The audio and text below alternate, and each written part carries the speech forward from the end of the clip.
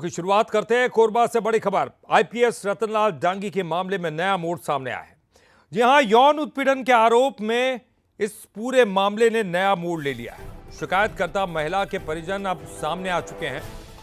बहन और जीजा का एक बयान सामने आया है और ये बड़े आरोप महिला पर लगा रहे हैं। महिला पर कई गंभीर आरोप लगाए हैं। अपने ही पिता को रेप के केस में फंसाने का आरोप इस महिला पर है। बहन और जीजा को एट्रोसिटी एक्ट में फंसाया।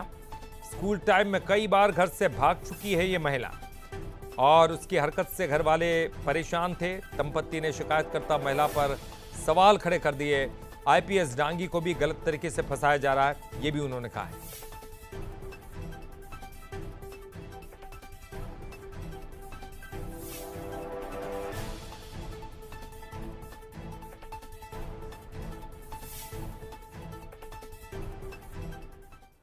तो इस शिकायतकर्ता महिला से बंसल न्यूज ने खास बातचीत की है। उन्होंने क्या कुछ कहा, उनके परिजनों ने क्या कुछ कहा, यह हम आपको सुनाएंगे। लेकिन पहले इस पूरे मामले को समझते हैं। पूरा मामला क्या था।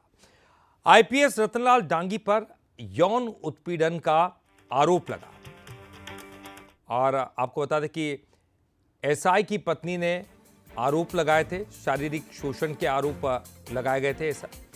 8 साल पहले मुलाकात हुई थी इनकी। तो महिला के खिलाफ शिकायत दर्ज कराई गई।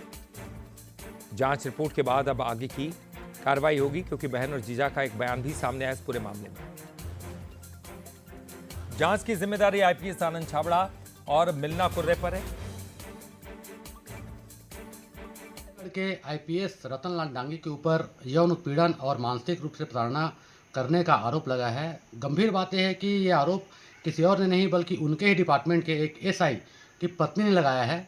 ये मामला पूरे छत्तीसगढ़ में भी चर्चा का विषय बना हुआ है और सभी लोग जानना चाहते हैं कि आखिर इस बात में क्या उस महिला की बात में सच्चाई है या फिर रतनलाल डांगी ने जो अपनी बातें रखी है उसमें सच्चाई है। तो कहीं ना कहीं लोगों में जिज्ञासा है, क्योंकि काफ़ी सेंसिटिव मामला है और बेहद संवेदनशील मामला है ये। लेकिन बंसल न्यूज़ पर हम आपको उनके परिवार से मिलाएंगे। उस पत्नी ने जो शिकायत करता है, उनकी छोटी बहन हमारे साथ है, उनके जीजा जी भी हमारे साथ हैं। उनसे बात करेंगे कि आखिर उनका नेचर कैसा था और आरोप को लेकर ये क्या मानते हैं। मैं तो सर आरोप को देख के शौक हूँ, क्योंकि ये झूठा आरोप है। इसलिए क्योंकि मैं भी भुक्तभोगी हूँ और अभी भी मैं उस चीज़ को झेल रही हूँ। हाँ, और मेरे ऊपर एसटी एक्ट भी लगा हुआ है, झूठा आरोप। तो इस सब चीज़ मैटर उसके चाल चरित्र को जानते हुए ये झूठा आरोप डांगी सर के ऊपर लगाया गया है। ये बताइए, आप लोग छोटे थे तो उस ज़माने में जब पसान में आप लोग रहते थे, जी क्या घटना हुआ था उस टाइम और पूरा उस नेचर को बताइए, कैसे नेचर था उनका, क्या था। सर, ये 2002 या 3 का होगा बात। मैं शायद 7 क्लास या मेरे को 6 क्लास, ऐसी कुछ, मेरे को उतना याद नहीं है।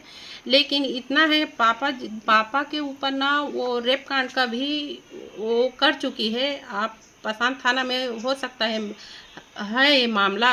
बहुत गंभीर बात इन्होंने बताया कि अपने ही पिता को 376 के मामले में उसने फंसाया था। यहाँ पर इनके पति भी हैं, उनसे बात करेंगे। भैया, एट्रोसिटी एक्ट में भी आपको फंसाने की बात सामने आई थी, क्या हुआ था और आप उस दौरान कैसे अपने परिवार साथ रह रहे थे। मैं ठेका का काम करता था बालकों में और मेरे से वो कुछ पैसा ली थी, है ना। और मैं उसी पैसा की ज़रूरत पड़ा तो मैं उसके घर गया तो मेरे ऊपर आरोप लगाई। वो पैसा मांगने गया, मांगा तो कि मेरे पास मारपीट मेरे को किए हैं, ऐसा करके मेरे ऊपर एट्रोसिटी एक्ट लगा दिए। जब मेरे को पता चला, रिपोर्ट लिखाए तो वहाँ मेरे ऊपर एट्रोसिटी एक्ट लगाए। फिर वहाँ से मैं फ़ोन किया, पता किया तो पता चला कि आपके ऊपर 5 ठो धारा लगा है। तो मैं बोला कि इसमें अंदर जाना पड़ेगा। तो हाँ बोले, कम से कम 10 दिन अंदर रहो, लेकिन अंदर जाना पड़ेगा। तो मैं तो एक प्रतिष्ठित आदमी, पूजा पाठ वाला आदमी भी हूँ, तो मेरा आंसू निकल गया। मैं ऐसा कर्म कभी नहीं किया हूँ कि किसी के जाति को गाली नहीं दूंगा, मैं जानता हूँ। तो मेरे को फंसा दिए, अग्रिम जमानत हुआ और मैं बचा हूँ। फिर भी अभी तक झेल रहा हूँ। कोर्ट में मेरे को 2 साल का सज़ा हो गया था, लेकिन भगवान ऊपर वाला है, बचाने वाला। मेरे को सबके दुआ थे, इसलिए मेरे को वहाँ से जमानत मिल गया और अभी तक पेशी चल रहा है हाई कोर्ट में।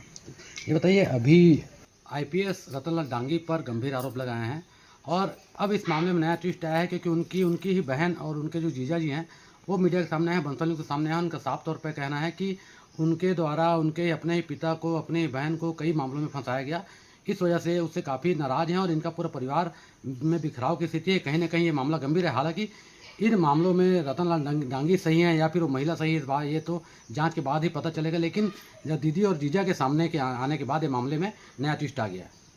लक्ष्मण महान, बंसल न्यूज़, कोरबा।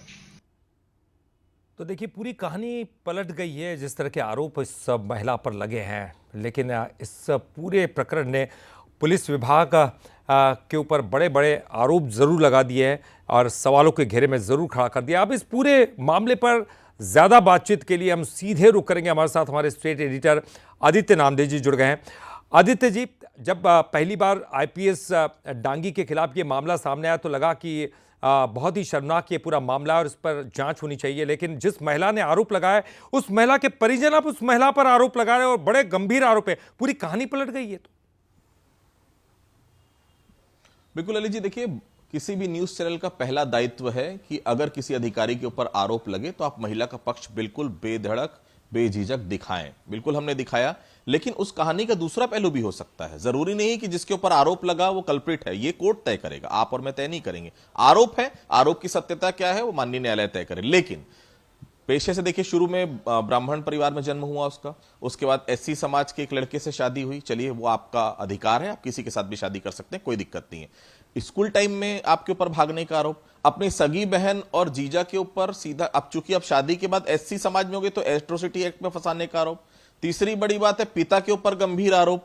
और जिस तरह से चीजें सामने आई है, 2017 से लेकर जो कहानी 2025 तक चल रही थी ललित जी, 8 साल सो रहे थे क्या आप?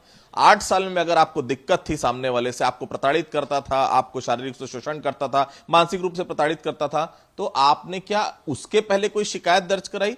15 अक्टूबर को आईपीएस रतनलाल डांगी की शिकायत के बाद 16 तारीख को उसकी शिकायत आती है। मतलब क्या आप रतनलाल डांगी की शिकायत का इंतजार कर रही थी, उसके बाद आप अपनी शिकायत दे रही थी? 8 साल छोटा बड़ा समय नहीं होता। और कोर्ट इस बात को आजकल तय करता है कि संबंध अगर आपने अपनी मर्जी से बनाए हैं ललित जी, तो वो बलात्कार या किसी भी तरह से प्रताड़ना की श्रेणी में नहीं जाता, क्योंकि आप मैच्योर हैं। आपकी बेटी है बहुत बड़ी, जितना मेरे पास जानकारी है, पढ़ी लिखी है, अब सब तरह की चीजें हैं। आपने जो भी कंसर्न था आपका जब आपने संबंध बनाया, आज जो भी कारण हो सकता है, कोई डिमांड इधर से हुई हो, कोई डिमांड उधर से हुई, बड़े आरोप भी लग रहे हैं, पति की मनचाही पोस्टिंग कराई गई, पैसा वसूला गया, ये आरोप है। मैंने फिर कहा, आरोप है, हम आरोप की सत्यता के बारे में नहीं जानते, माननीय न्यायालय को तय करना। लेकिन जो महिला साफ तौर पर कह रही है, 8 साल तक अगर कोई महिला चुप रह रही है, अचानक वो सामने आ जा रही है, तो देयर इज अ पॉइंट। ना तो रतनलाल डांगी की गलती नहीं है ऐसा मैं नहीं बोलूंगा, बिल्कुल वो भी पहले आ सकते थे। कोई भी जो भी चीज हुई है ललित जी, वो साफ नजर आ रही है, म्यूचुअल अंडरस्टैंडिंग से हुई है। इसके बाद कोर्ट जो भी इसमें इख्तियार करे, जो भी फैसला लगाए, जो भी प्रिलिमिनरी इंक्वायरी में आए, डीजीपी जो भी आदेश दे, अलग बात है। लेकिन फिलहाल साफ नजर आ रहा है कि ताली एक हाथ से नहीं बजी है, ताली दोनों हाथों से बजी है। बिल्कुल आदित्य जी, आपने सही कहा और हम पत्रकार होने के नाते हम दोनों ही पक्षों को दिखाना चाहते हैं और आपने ये सही बात कही कि माननीय न्यायालय ही ये तय करेंगे कि सही क्या है, गलत क्या है। लेकिन ये मामला काफ़ी उलझता हुआ नजर आ रहा है। बहुत बहुत शुक्रिया आपका इस पूरी जानकारी के लिए बातचीत करने के लिए।